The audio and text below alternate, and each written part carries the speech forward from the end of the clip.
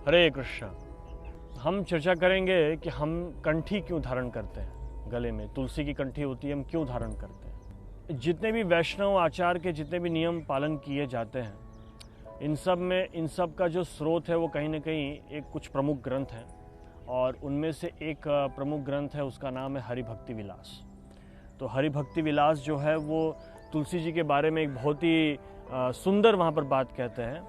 महाप्रसाद जननी अखंड सौभाग्य वर्धनी आदि व्याधि हरि नित्यम तुलसी त्वाम नमोस्तुते। तो तुलसी माता के बारे में ये कह रहे हैं कि महाप्रसाद को जन्म देने वाली है, मतलब भगवान के कृपा को सबको प्रकट करने वाले, सबको देने वाली है। और कह रहे हैं कि अखंड सौभाग्य वर्धनी, समस्त प्रकार के सौभाग्य का वर्धन करने वाली है। फिर कह रहे हैं कि आदि व्याधि हरि नित्यम, जितने भी प्रकार के दोष हैं, रोग हैं, जितने भी व्याधियां हैं, उन सब को जो है तुलसी माँ अपनी कृपा से हर लेती हैं। ऐसी माँ तुलसी को हमारा प्रणाम है। तो ये कंठी हम क्यों धारण करते हैं? क्योंकि तुलसी माँ का जो ये स्पर्श है जब शरीर पर होता है तो ये समस्त प्रकार के पापों को हर लेती है। तुलसी का जब ये स्पर्श रहता है तो एक प्रकार से हमारा शरीर जो है भगवान श्री हरि के कृपा का पात्र बन जाता है। हमारे अंदर क्षमता नहीं है कि हम भगवान कृष्ण की कृपा को सहज ही प्राप्त कर सकें, परंतु भगवान को तुलसी बहुत प्रिय है, और इसीलिए दिन तुलसी अपने शरीर पर धारण करते हैं तो हम ये कामना करते हैं कि उन्हीं भगवान श्री हरि की कृपा हम पर भी पड़ जाए। इसके अतिरिक्त तुलसी धारण करने के अपने बहुत ही महत्वपूर्ण नियम भी हैं। ऐसा नहीं है कि मात्र तुलसी धारण कर लेने से ही जो है सब कुछ अब सिद्ध हो गया, अब हमें कोई और दायित्व करने के, निर्वाह करने की आवश्यकता नहीं है। ध्यान दीजिएगा कि अगर कृपा हमको मिल रही है तो उस कृपा के साथ साथ हमारे लिए कुछ दायित्व भी जुड़े होते हैं। उसी प्रकार से यदि तुलसी को धारण करके हम कृपा की याचना करते हैं तो उसके लिए हमें कुछ दायित्वों का निर्वाह भी करना होगा। तो 4 नियमों का अगर हम पालन करेंगे, यथा मांसाहार नहीं करना, नशा नहीं करना, अवैध संबंध नहीं करना, जुआ नहीं खेलना, इन 4 नियमों का बहुत ही कठोरता के साथ जो व्यक्ति पालन करता है उसी व्यक्ति को कंठी धारण करना चाहिए, और वही व्यक्ति वास्तव में तुलसी महारानी की कृपा का पात्र बनता है। मैं इन 4 नियमों के बारे में थोड़ा सा और विस्तार से बता देना चाहूँगा ताकि लोगों के मन में कोई संशय न रह जाए। जब हम बोलते हैं मांसाहार नहीं करना, तो मांसाहार में वो वस्तु भी सम्मिलित होते हैं जिनमें लहसुन और प्याज और मसूर दाल ऐसे तामसिक पदार्थों का प्रयोग होता है। मांसाहार में वो वस्तु भी आते हैं जो भगवान कृष्ण को भोग नहीं लगा है। तो ये भी हमको ध्यान रखना चाहिए कि जब तक एकदम कोई बहुत दुर्लभ कारण ना हो जाए तब तक किसी व्यक्ति को भगवान को बिना भोग लगाए हुआ वस्तु ग्रहण नहीं करना चाहिए। और प्याज, लहसुन और मसूर दाल ऐसे तामसिक पदार्थों के साथ बनाया हुआ भोजन न भगवान को भोग लगता है और न उसको ग्रहण करना चाहिए। इसको यथासंभव जो है इसको वर्जित रखना चाहिए, तभी जाकर के है मांसाहार के नियम का हम पालन कर पाएंगे। दूसरा, जब हम नशा की बात करते हैं तो नशा में चाय और कॉफ़ी भी इंक्लूड होता है, क्योंकि चाय और कॉफ़ी में कैफ़ीन होता है, और कैफ़ीन जो है एक नशीला पदार्थ है।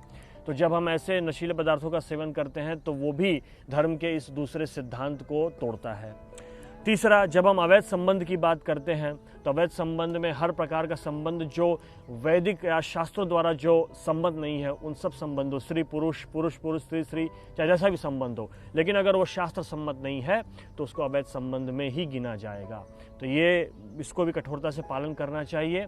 और चौथा, जुआ नहीं खेलना, क्योंकि वहाँ पर धन जो है उसमें अनसर्टेनिटी बहुत ज़्यादा हो जाता है। अनसर्टेनिटी का मतलब ये है कि आपको पता नहीं कि आपको कितना मुनाफा हो जाएगा और कितना घाटा हो जाएगा। तो ये जो है मन को, बुद्धि को भगवान कृष्ण से दूर लेके जाता है। जब हम इन 4 प्रमुख धर्म के मूलभूत नियमों का पालन करते हैं तब जाकर के हम वास्तव में इस तुलसी को शरीर पर धारण करने के अधिकारी बनते हैं, और इसीलिए इस कंठी को हमें धारण करना चाहिए।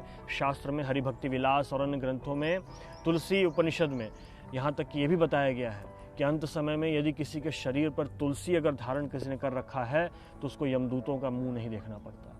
तो बहुत कृपादायिनी है तुलसी महारानी, और यदि हम वास्तव में इनकी कृपा चाहते हैं तो हमें जो है शास्त्र सम्मत जीवन जीना चाहिए। 4 नियमों का जो मैंने बताया अभी उसका हम नित्य पालन करें और तब हम इस कंठी को धारण करें। एक और मुख्य बात, अगर आप इस्कॉन में जाकर के देखेंगे तो इसमें कंठी जो है वो 2 प्रकार से लोग पहनते हैं। कई लोग हैं जो एक घेरा यानी कि 1 राउंड या 2 राउंड का कंठी पहनते हैं, और कुछ लोग जो होते हैं वो 3 राउंड का पहनते हैं। तो ये एक भेद रखा गया है, इसका कोई शास्त्रिक तर्क नहीं है, लेकिन ये एक समझने के लिए एक एटिकेट के फॉर्म में ऐसा वैष्णव परंपरा में इसका पालन किया जाता है कि जो लोग 1 या 2 राउंड वाले जो कंठी जो लोग पहनते हैं, ये वो लोग होते हैं जिन्होंने अभी अभी हरिनाम के बारे में जब शुरू किया है या भक्ति में लोग जुड़ना चाहते हैं और जिनकी दीक्षा नहीं हुई है। और 3 राउंड की जो कंठी है, ये वो लोग धारण करते हैं जिनकी दीक्षा हो चुकी है, यानी जिन्होंने किसी गुरु को स्वीकार किया है, उनको समर्पण किया। तो यही मेरा सभी से निवेदन है कि हम सब को जो है इस मानव जीवन के महत्वता को समझना चाहिए और हमको प्रयास करना चाहिए कि इसको इसके उद्देश्य तक हम कैसे पहुंचाएं। वो उद्देश्य भगवान श्री कृष्ण की सेवा को प्राप्त करना है। भगवान श्री कृष्ण की सेवा जो है वो मात्र तुलसी महारानी की कृपा से ही प्राप्त हो सकती है और तुलसी महारानी की कृपा के लिए धर्म के 4 प्रमुख नियमों का पालन करना आवश्यक है। तभी हम इस कंठी को धारण करें और कठोरता के साथ अपने इस व्रत का पालन करें। हरे कृष्ण।